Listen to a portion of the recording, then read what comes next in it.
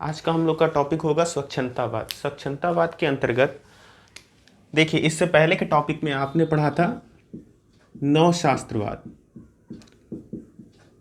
नवशास्त्रवाद अपने कुछ विशेषताओं के कारण जाना जाता था। तो एक चीज़ समझिए कि पहले जो नवशास्त्रवाद है उसी के विरोध में आने वाला जो वाद था वो स्वच्छंदतावाद है। तो नवशास्त्रवाद अपनी जिस विशेषताओं के कारण जाना जाता था उन्हीं का विरोध करने के कारण ये स्वच्छंदतावाद अपने अस्तित्व में आता है। तो देखिए, नवशास्त्रवाद की जो प्रमुख विशेषताएं थी, पहला रूढ़िप्रियता, नियमबद्धता,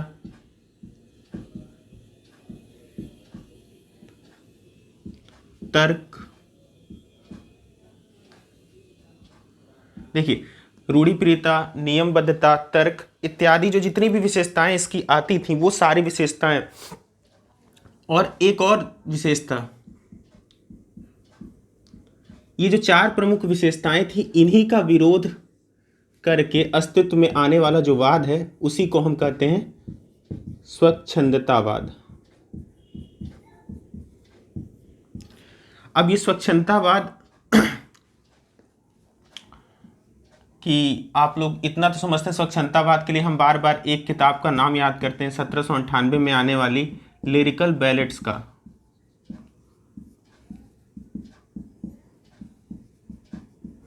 ये इंपॉर्टेंट मानी जाती है, यहीं से स्वच्छंदतावाद का आरंभ माना जाता है। और इसी किताब की भूमिका, इसी कृति की भूमिका को हम स्वच्छंदतावाद का मैनिफेस्टो कहते हैं या घोषणा पत्र कहते हैं। वाद का घोषणा पत्र। स्वच्छंदतावाद के विषय में ये जानकारी सबसे महत्वपूर्ण मानी जाती है कि किस कृति के को स्वच्छंदतावाद से शुरुआत मानी जाती है। तो 1798 में आने वाली लिरिकल बैलेट्स, इसके बाकी जो संस्करण आए 1800, 1802 और 1815, कुल मिलाकर के 4 संस्करण है। तो पहला संस्करण 1798, दूसरा 1800, तीसरा 1802, चौथा 1815, और इसी को स्वच्छंदतावाद का घोषणा पत्र माना जाता है, यह मैनिफेस्टो। तो इतनी बातें आपने समझ ली होंगी। स्वच्छंदतावाद का जो मेन नाम है वो रोमांटिज्म है, जिसे आप रोमांटिक काव्य भी कहते हैं। अब आपको स्वच्छंदतावाद की विशेषताएं और उससे संबंधित आलोचक के विषय में जानना है। इतनी बातें तो वैसे समझ में आ गई होंगी। देखिए, स्वच्छंदतावाद जो है, इतना तो समझ में आया कि ये इसके विरोध में आया। अब विरोध में भी आया तो इसकी पृष्ठभूमि और बाकी चीज़ें क्या थी उसको देख लीजिए। देखिए, जो रोमांटिक साहित्य या रोमांस साहित्य था, इसमें जो मध्यकालीन प्रवृत्ति थी उसमें मूल रूप से आते थे प्रेम, शौर्य और मन के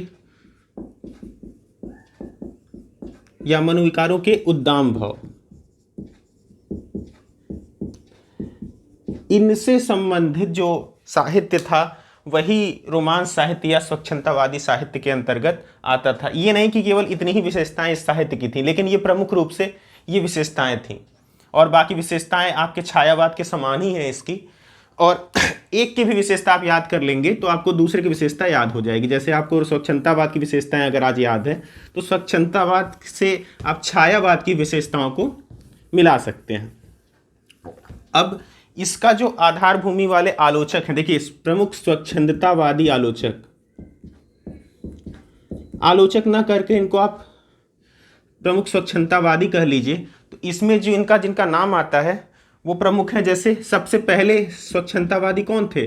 लोंजाइनस, जिनको ये प्रथम स्वच्छंदतावादी किसने माना था? आप पिछली कक्षा में पढ़ भी चुके हैं, जेम्स स्कॉट ने माना था इनको प्रथम स्वच्छंदतावादी। इसके अलावा रूसो,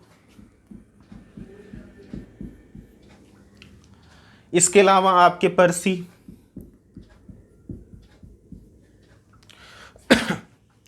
कीट्स,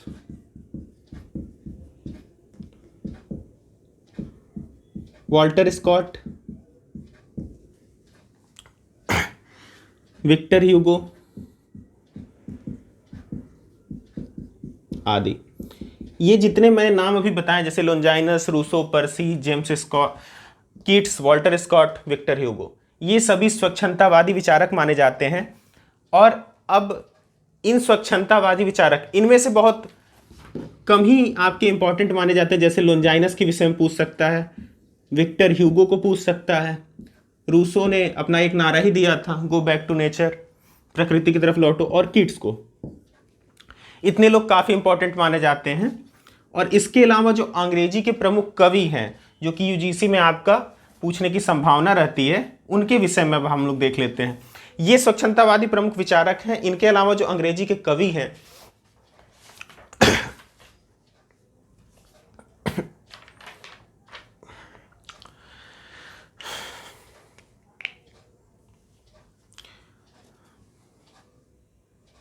इनके अलावा जो अंग्रेजी के कवि हैं, उनके विषय में भी देख लीजिए।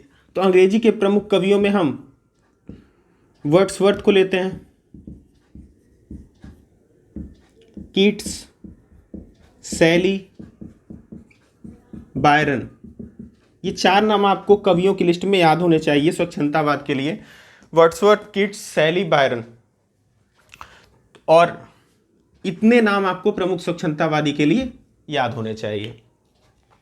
अब स्वच्छंदतावाद को किसने क्या कहा, इस दृष्टि से भी स्वच्छंदतावाद को देख लीजिए। देखिए, स्वच्छंदतावाद को अलग अलग लोगों ने अलग अलग चीज़ें बताई और अलग अलग रूप से उसको परिभाषित किया है। तो ये भी इम्पॉर्टेंट हो सकता है कि ये भी कभी पूछ दिया जाए कि किसने क्या माना है। तो सबसे पहले हम विक्टर ह्यूगो का मत ले लेते हैं।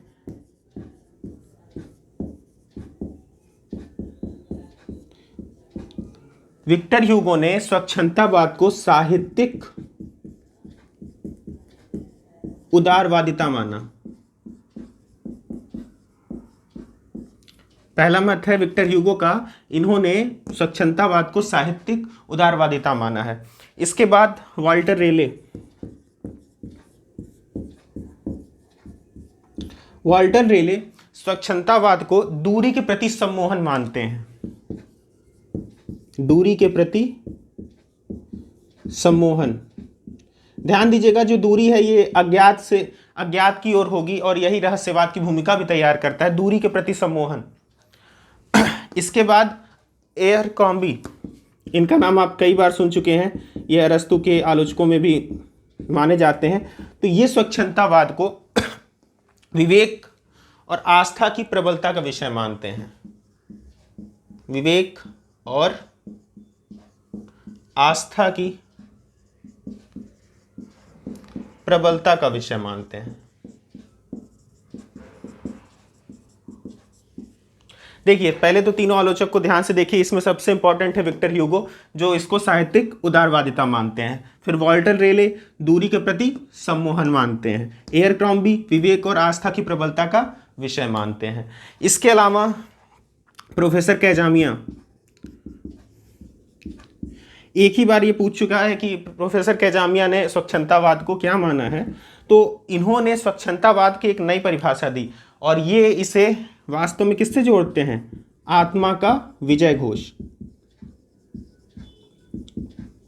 तो ये चार मत आपके इंपॉर्टेंट हैं। विक्टर ह्यूगो साहित्यिक उदारवादिता की दृष्टि से देखते हैं, वॉल्टर रेले दूरी के प्रति सम्मोहन, ये रहस्यानुभूति टाइप का हो जाता है। एयरक्रॉम्बी विवेक और आस्था की प्रबलता का विषय मानते हैं और प्रोफेसर कैजामिया आत्मा का विजय घोष स्वीकार करते हैं। ये तो आपके पाश्चात्य मत हो गए स्वच्छंदतावाद के विषय में। अब जरा कुछ भारतीय मत भी देख लेते हैं जो कि इंपॉर्टेंट माने जाते हैं कि भारत की दृष्टि से आलोचकों ने इन्हें क्या क्या स्वीकार किया है।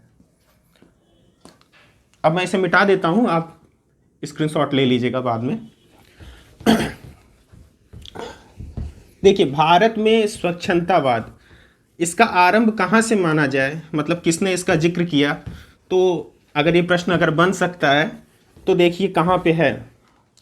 हमारे यहाँ के आचार्य शुक्ल की जो किताब है, प्रमुख किताब है क्या, हिंदी साहित्य का इतिहास,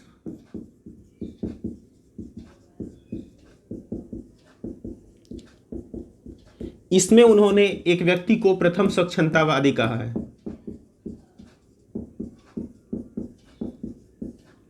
अब जिस व्यक्ति को कहा है, आप सभी लोग हिंदी साहित्य का इतिहास पढ़ते भी हैं, आज मैं नाम नहीं बताऊंगा, आप जरूर अपना बता दीजिएगा या पढ़ लीजिएगा किसे इन्होंने प्रथम स्वच्छंदतावादी माना है।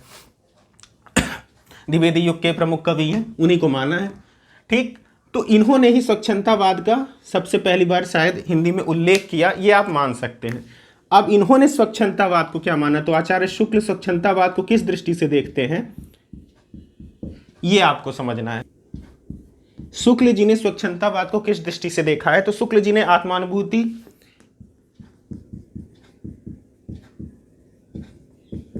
आवेग धारा, शुक्ल जी ने इसे आत्मानुभूति, आवेग धारा और कल्पना के मिश्रण के रूप में देखा है।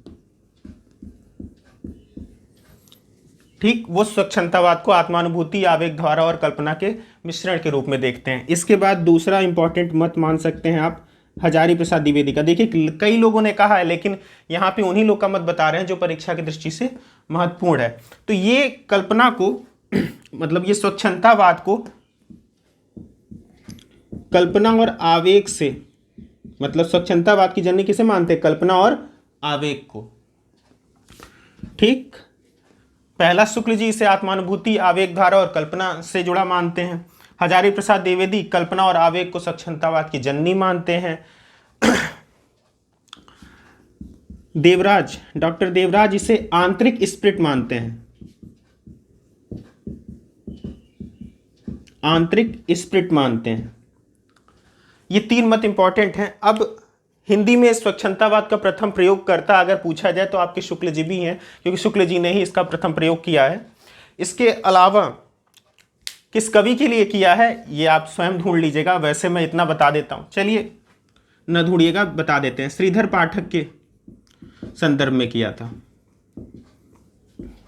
ठीक, अब स्वच्छंदतावाद की कुछ विशेषताएं हैं। देखिए ये विशेषताएं आपको छायावाद में भी काम आएंगी और स्वच्छंदतावाद में भी काम आएंगी। तो स्वच्छंदतावाद की जो विशेषताएं हैं उसको भी अब आप देख लीजिए।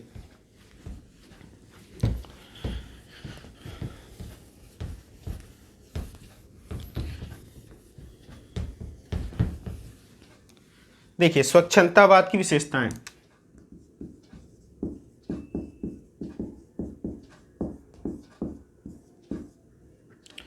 पहली विशेषता, देखिए इसकी बहुत ढेर सारी विशेषताएं हैं। तो सबसे पहली विशेषता है क्या, व्यक्तिनिष्ठता या आत्मनिष्ठता। कभी महत्वपूर्ण हो जाता है, अपने आप समझ सकते हैं, व्यक्तिनिष्ठता या आत्मनिष्ठता होगी। जब आत्मनिष्ठता होती है तो अपने आप उसमें क्या होता है, भावातिरेक, स्वयं के भावों का सहज उच्छलन। अब दूसरा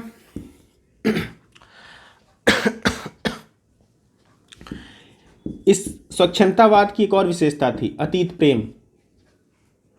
और इसके अलावा इसकी विशेषता है रहस्यानुभूति।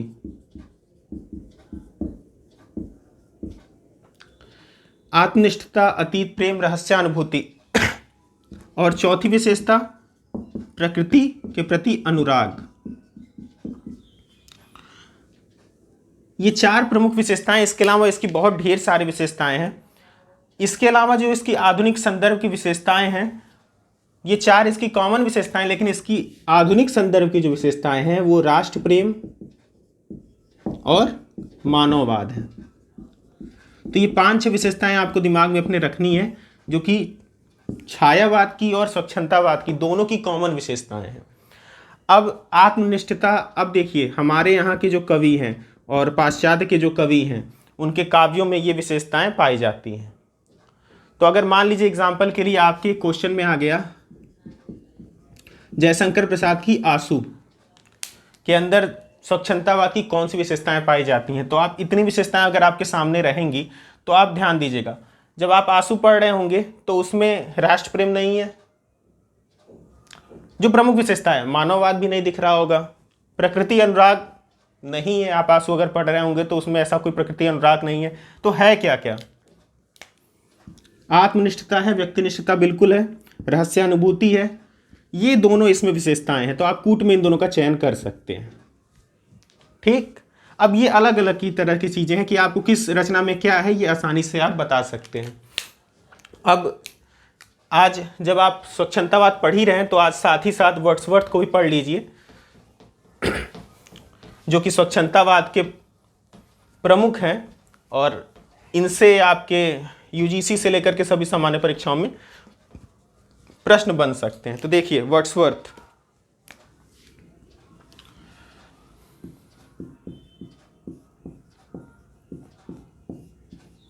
स्वच्छंदतावाद के प्रमुख कवि या महाकवि जो भी आप इनको कह सकते हैं, वो मान लीजिए इनका जन्म काल 1770 से लेकर 1850 तक माना जाता है। इनकी जो रचना हमारे लिए इंपॉर्टेंट है वो क्या है? लिरिकल बैलेड्स, जो कि शुरुआत में ही बता चुके हैं। इसके 4 संस्करण थे। पहला 1798, दूसरा 1800, तीसरा 1802 और चौथा 1815। अब जो है देखिए, ये मूल रूप से कवि थे। वर्ड्सवर्थ जो थे मूल रूप से कवि थे, लेकिन जब इन्होंने लिरिकल बैलेड्स लिखा तो इनकी नवशास्त्रीवादियों द्वारा बड़ी आलोचना हुई, और उस आलोचना का जो केंद्र था वो 2 पत्रिकाएं थीं। उस आलोचना के केंद्र की जो 2 पत्रिकाएं थीं, उनके कारण इनको बहुत दिक्कत होती थी। पहली पत्रिका का नाम था क्वार्टरली, एक पत्रिका थी क्वार्टरली, उसका नाम ही था, और दूसरी पत्रिका थी एडिनबर्ग। तो जब इन्होंने 1798 में पहली बार अपने लिरिकल बैलेट्स का प्रकाशन करवाया, तो क्वार्टरली और एडिनबर्ग पत्रिकाओं के द्वारा नवशास्त्रवादियों ने इनकी बहुत ही ज़्यादा आलोचना की। इसी आलोचना का जवाब देने के लिए इन्होंने अपने द्वितीय संस्करण से स्वच्छंदतावाद के विषय में लिखना शुरू कर दिया, उसकी भूमिका में लिखना शुरू कर दिया। तो आप एक चीज़ ध्यान दीजिएगा, कभी कोई परीक्षा आपसे प्रश्न पूछे कि इन्होंने अपनी जो मान्यताएं हैं वो कब से लिखना, मतलब कब से बतानी स्वच्छंदतावाद के बारे में शुरू की थी, तो द्वितीय संस्करण से, प्रथम से नहीं। इस द्वितीय संस्करण के विज्ञापन या एडवर्टाइजमेंट में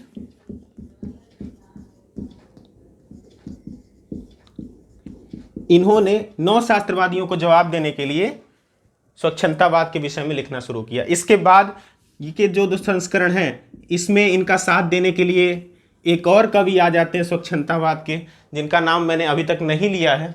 उन कवि का नाम क्या है? कॉलरिज। मैंने स्वच्छंदतावाद में प्रमुख कवियों और आलोचकों के नाम में कॉलरिज का नाम नहीं लिखा था। नहीं लिखने का कारण था कि वर्ड्सवर्थ में आपको कॉलरिज के विषय में बताना था। तो ध्यान दीजिएगा, 1798 के विज्ञापन में ये आलोचना नहीं करते हैं। जो द्वितीय संस्करण, वहाँ से आलोचना शुरू करते हैं। फिर तीसरे चौथे संस्करण में इनका साथ देने के लिए कौन आ जाते हैं? कॉलरिज। अब इनके विषय में जो चीज़ें बतानी हैं वो थोड़ी बहुत और देख लीजिए। ये जाने जाते हैं अपनी कुछ मान्यताओं के लिए। अब वो मान्यताएं क्या हैं?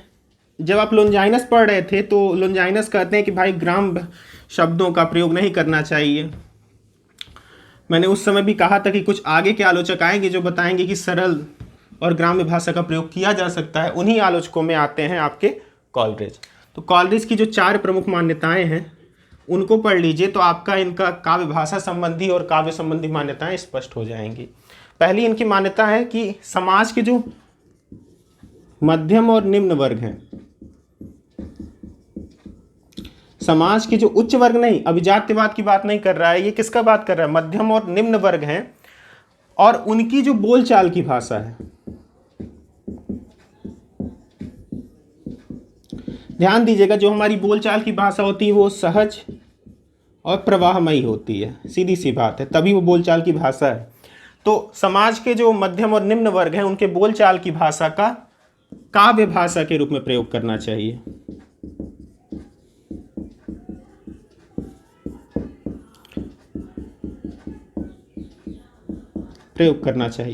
ये वर्ड्सवर्थ की पहली मूल मान्यता है काव्य भाषा के विषय में। मतलब ये ग्रामीण और मध्यम व निम्न वर्गीय भाषा को काव्य की भाषा के रूप में प्रयोग करने के इच्छुक हैं।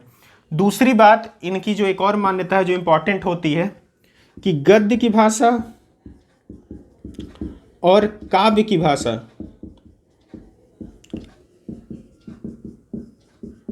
कोई तात्विक अंतर नहीं है। देखिए, वर्ड्सवर्थ बोलते हैं कि गद्य भाषा और काव्य की भाषा में कोई तात्विक अंतर नहीं है। इसी तरह जब आप आगे अभिव्यंजनावाद पढ़ रहे होंगे तब आपको बताया जाएगा अलंकार और अलंकार्य में कोई तात्विक अंतर नहीं है। ये कौन बोला था? ये बोले थे आपके अभिव्यंजनावाद के जनक क्रोचे। जिस तरह ये बोलते हैं गद्य भाषा और काव्य भाषा में कोई तात्विक अंतर नहीं, उसी तरह क्रोचे आकर के बोलेंगे अलंकार और अलंकार में कोई तात्विक अंतर नहीं है। ये दो बातें हो गई। तीसरी बात, इन्होंने काव्य की एक परिभाषा दी थी। काव्य किसे कहते हैं? तो परिभाषा आप सभी को याद है कि काव्य बलवती और प्रभावशाली भावनाओं का सहज उच्छलन है। ये परिभाषा आपका कई बार पूछी जा चुकी, किसने कही? बलवती और प्रभावशाली भावनाओं का सहज उच्छलन है क्या? काव्य। और चौथा एक छोटा सा और इन्होंने बताया था कि प्रत्येक कवि क्या होता है? शिक्षक होता है। ये एक और इनका है कि प्रत्येक कवि शिक्षक होता है। और इन्होंने आगे चल के कहा था कि मुझे कवि के रूप में नहीं, शिक्षक के रूप में याद करना पसंद है। लेकिन इस वाली लाइन से आपका तर्क का एक क्वेश्चन सॉल्व हो सकता है कि प्रत्येक कवि को शिक्षक होना चाहिए। मान लीजिए प्रत्येक कवि शिक्षक होता है या होना चाहिए, ठीक है? तो इसमें क्या है, ध्यान दीजिएगा, कवि है तो आनंद का विषय है, मतलब आनंद देगा, यानी कि काव्य आनंद। कवि है तो आनंद और शिक्षक है तो उपदेश। तो काव्य का प्रयोजन आपको अपने आप दिख गया होगा कि इन्होंने काव्य का प्रयोजन क्या माना होगा? काव्यानंद और उपदेश, ठीक। तो इनकी दो बातें इसमें हो गई। और वर्ड्सवर्थ के विषय में कुछ विशेष नहीं है, बस वर्ड्सवर्थ के विषय में आप इतनी चीज़ें याद कर लीजिए तो आपका परीक्षा की दृष्टि से लगभग चीज़ें याद हो जाएंगी।